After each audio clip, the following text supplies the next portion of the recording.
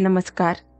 अकस्मात मराठी हॉरर चॅनलवर आपले स्वागत आहे.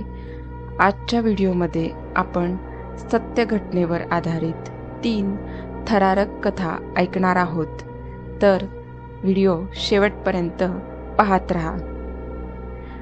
हा अनुभव आपल्यासोबत निलिमा यांनी शेअर केला असून त्यांना हैदराबादमधील एका किल्ल्याला भेट देताना हा अनुभव आला होता. ऑक्टोबर 2017 मध्ये निलिमा आणि त्यांचे कुटुंब हैदराबादमधील गोलकोंडा किल्ल्यावर फिरायला गेले होते. इकडे तिकडे फिरत असताना त्यांनी तिथल्या एका भग्न अवशेषमध्ये प्रवेश केला, जिथे त्यांना त्यांच्या आयुष्यातील सर्वाधिक भयानकता देणारा अनुभव आला होता. कस्तुरीच्या वासाने दरवळत असलेली ती जागा आतमध्ये काहीशी ओलसर आणि अंधारमय होती. त्यांच्याकडे असणारा टॉर्च चालू करून ते तिथल्या पॅसेजमधून जात होते. तिथे आतमध्ये त्यांना बरीचशी वटवाघुळे, लहान जिने आणि रिकामे हॉल दिसत होते. त्यांच्या चालण्याच्या आवाजाव्यतिरिक्त इतर कुठलाही आवाज तिथे ऐकू येत नव्हता. थोड्या वेळात त्यांच्या लक्षात आले की तिथले काही वटवाघुळं अगदीच खाली उडत होती, अगदी त्यांच्या डोक्यावरून. पण त्यांच्या पंखांच्या फडफडण्याचा आवाज त्यांना ऐकू येत नव्हता. निलिमा यांच्या पतीने त्यांच्या डोक्याच्या अगदी जवळ आलेली वटवाघूळ बाजूला करण्यासाठी हात हलवला, पण त्यांच्या हाताला काहीही लागले नाही आणि त्यांचा हात रिकाम्या हवेतून आरपार गेला. जणू काही वटवाघळांच्या फक्त सावल्या त्यांच्या डोक्यावरून उडत होत्या. त्यांना काहीसे विचित्र वाटले. तिथून अजून थोडे पुढे गेल्यानंतर त्यांनी मोबाईलमध्ये काही फोटोज घ्यायचे ठरवले, पण त्यांनी काढलेले फोटोज मूळ वस्तूंपेक्षा पूर्णपणे वेगळी येत होती. त्याचे एक उदाहरण म्हणजे त्यांच्या मुलीने कॅमेरासमोर हसतमुख चेहऱ्याने पोज दिली होती, पण त्यांना फोटोमध्ये जे दिसले ते एकदम भयावह होते. तिची पोज पूर्णपणे वेगळी होती, एखाद्या झपाटलेल्या मुलीसारखी, आणि तिच्या डोळ्यांना भावली नव्हती. ही गोष्ट एकदा नाही तर 3दा घडली, आणि तीही वेगवेगळ्या कॅमेऱ्यांमधून. आता निलिमा आणि त्यांचे कुटुंबीय चांगलेच घाबरले होते. हा काय प्रकार आहे असा विचार करत असतानाच काही वेळाने त्यांना त्या मंद प्रकाशात भिंतीवर कोणाच्या तरी शरीराच्या सावल्या फिरताना दिसल्या, आणि तिथून पुढे रिकाम्या हॉलमधून जाताना त्यांना कुठल्या तरी वाद्याचे मंद आवाज ऐकू येऊ लागले. तिथून जात असताना त्यांच्यापैकी कोणाच्याही मोबाईल फोनला नेटवर्क नव्हते. घाबरलेल्या अवस्थेत त्या सगळ्यांनी एकमेकांचा हात पकडून देवाचे नाव घ्यायला सुरुवात केली, आणि सुदैवाने त्यांना लवकरच तिथून बाहेर पडण्याचा दरवाजा सापडला, आणि त्या भयानक जागेतून ते सगळे घाईघाईने बाहेर पडले. नंतर त्यांना कळाले की त्यांनी ज्या अवशेषात प्रवेश केला होता तो प्रत्यक्षात गोलकोंडाच्या शाह अब्दुल्ला कुली कुतुबच्या राणी तारामतीची समाधी होती. तिथून बाहेर सूर्यप्रकाशामध्ये आल्यावर त्यांची भीती थोडी कमी झाली होती, पण काही वेळातच त्यांना पुन्हा एकदा घाबरवणारा एक प्रकार त्यांच्यासोबत घडला. निलिमा यांच्या पतीने किल्ल्यावरील एका अवशेषाजवळ त्यांच्या मोबाईल कॅमेऱ्यात निलिमाचा एक फोटो क्लिक केला, पण त्यांना फोटोमध्ये जे दिसले ते अतिशय भयानक होते. त्या फोटोमध्ये निलिमा यांचे मुंडके नसलेले शरीर दिसत होते. आता तर त्यांनी अजिबात वेळ गमावला नाही आणि घाईघाईने ते ठिकाण सोडले. संध्याकाळी 6 वाजताचा लाईट अँड साऊंड शो बघण्यासाठी सुद्धा तिथे न थांबता ते त्यांच्या हॉटेलवर परतले. नंतर निलिमा यांना गुगलवरून कळले की गोलकोंडा किल्ला हा भारतातील सर्वोच्च झपाटलेल्या वास्तूंपैकी एक आहे. त्यामुळे सूर्यास्तानंतर पर्यटकांना गडाच्या आत राहण्याची परवानगी नाही.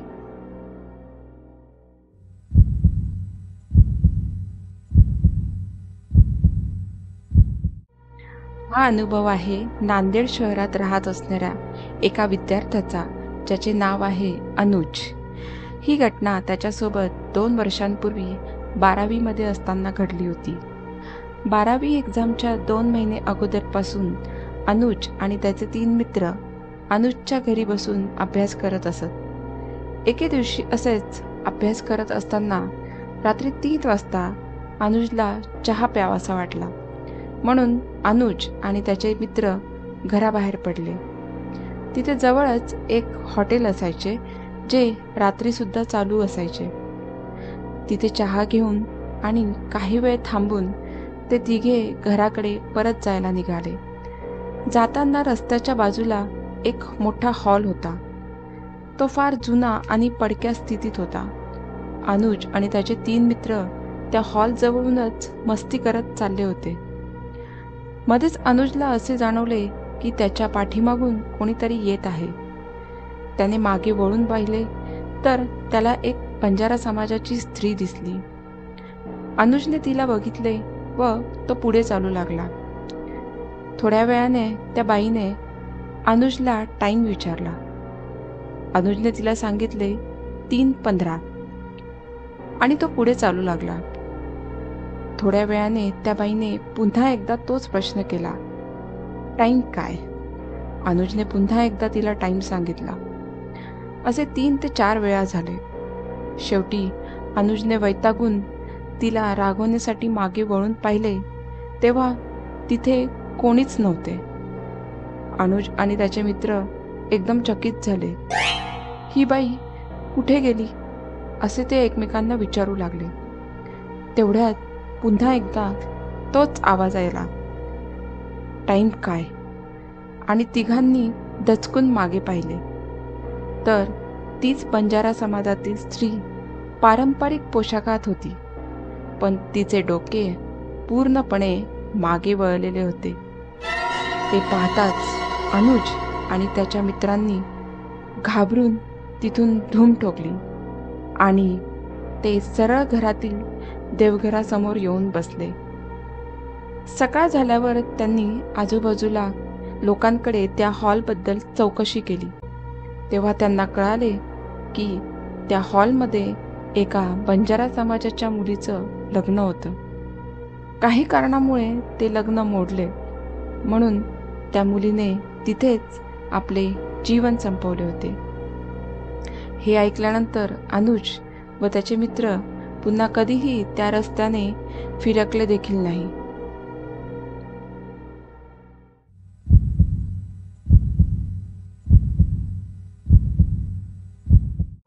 हा अनुभव आपल्यासोबत पुण्यात राहणाऱ्या आदिती यांनी शेअर केला आहे. आदिती, तिचा नवरा वरुण आणि त्यांची 2 वर्षांची मुलगी पिहू असे 3 जण पुण्यात एके ठिकाणी राहत होते. वरुण हा IT कंपनीमध्ये जॉबला होता, तर आदिती सध्या पिहू लहान असल्याने घरीच राहून घर आणि पिहूला सांभाळायची. काही दिवसांनी वरुणला चंदननगरपासून जवळ असलेल्या विमाननगरमध्ये एका कंपनीमधून चांगल्या पगाराची नोकरी लागते, म्हणून ते चंदननगरमध्येच एखादे घर भाड्याने घेऊन तिथेच राहायचे ठरवतात. बरेच शोधल्यानंतर त्यांना तिथल्या एका बिल्डिंगमध्ये एक फ्लॅट अवेलेबल असल्याचे कळते.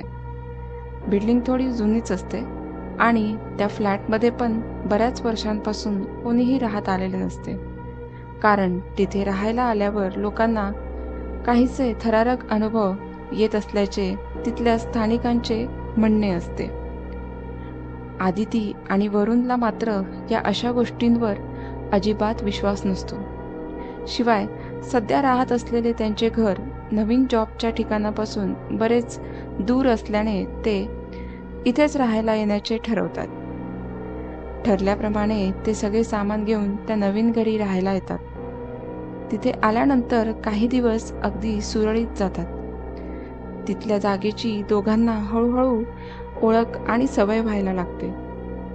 पिहू सुद्धा आता नवीन घरात रुळायला लागते. वरुणचे ऑफिस सुद्धा तिथून जवळच असल्याने त्याचा जाण्या येण्याचा बराच वेळ वाचत असतो.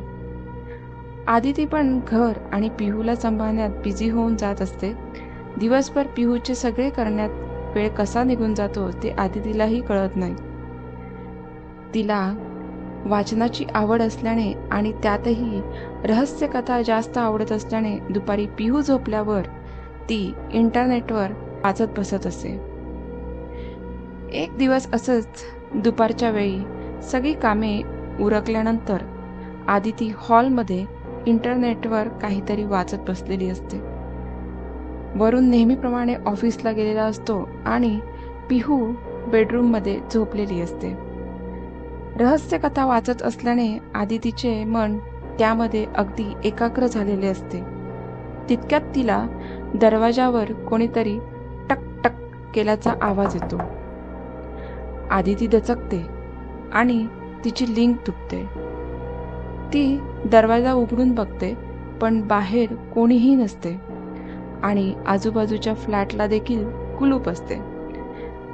आदितीला आश्चर्य वाटते, पण फार विचार न करता ती दरवाजा लावून घेते आणि पुन्हा वाचत बसते. थोडा वेळ गेल्यानंतर तिला पुन्हा कसला तरी आवाज ऐकू येतो. तो आवाज किचनमधून येत असतो. ती उठते आणि किचनमध्ये जाऊन बघते तर किचनमध्ये सिंकचा नळ आपोआप चालू झालेला असतो. आदितीला काय चाललंय ते कळत नाही. ती मनातल्या मनात विचार करत असते की मी तर नळ बंद केला होता, मग आता पुन्हा कसं काय चालू झाला. ती विचार करतच असते की इतक्यात रॅकमध्ये ठेवलेली काही भांडी आपोआप खाली पडायला लागतात. आता मात्र आदिती चांगलीच घाबरते. हे जे काय घडते आहे ते खरेच होत आहे की आपण स्वप्न पाहत आहे तेच तिला कळेनासे होते.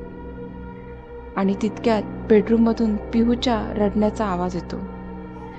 ती रूममध्ये जाऊन बघते तर पिहू बेडपासून काही वरच्या अंतरावर उभारलेल्या अवस्थेत हवेत तरंगत असते. जणू काही कोणीतरी तिला उचलण्याचा प्रयत्न करत आहे.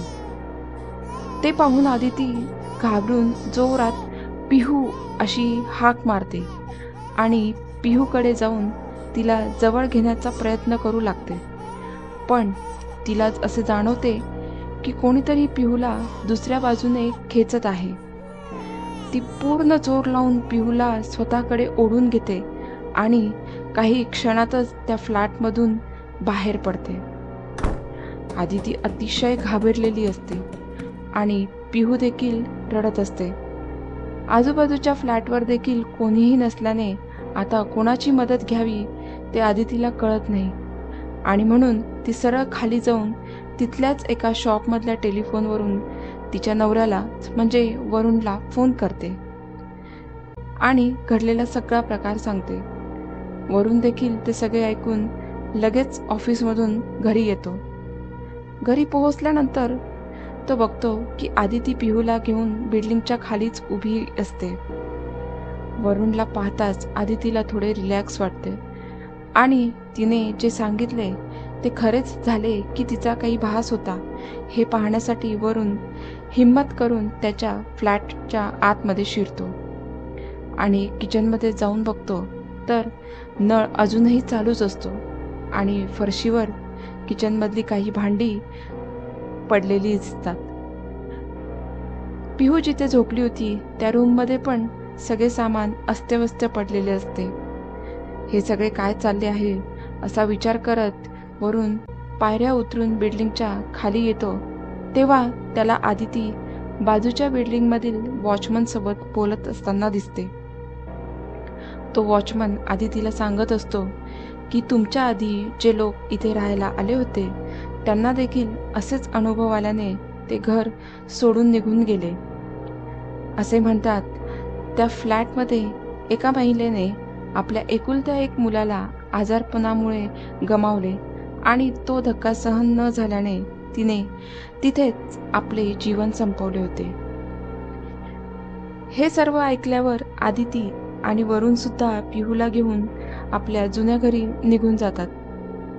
अजून सुद्धा आदितीला जेव्हा ते सगळे आठवते तेव्हा तिच्या अंगावर भीतीने काटा उभारतो आणि ती प्रत्येक वेळेस देवाचे आभार देखील मानते की तेवढ्या अवघड प्रसंगामधून ती आणि तिची पिहू सुखरूप वाचले. तर मित्रांनो, आजच्या या 3 थरारक कथा तुम्हाला कशा वाटल्या हे मला कमेंटद्वारे नक्की सांगा आणि व्हिडिओ जर आवडला असेल तर चॅनलला लाईक आणि सबस्क्राईब नक्की करा. भेटूया पुढच्याच अशा थरारक कथांमध्ये. तोपर्यंत धन्यवाद.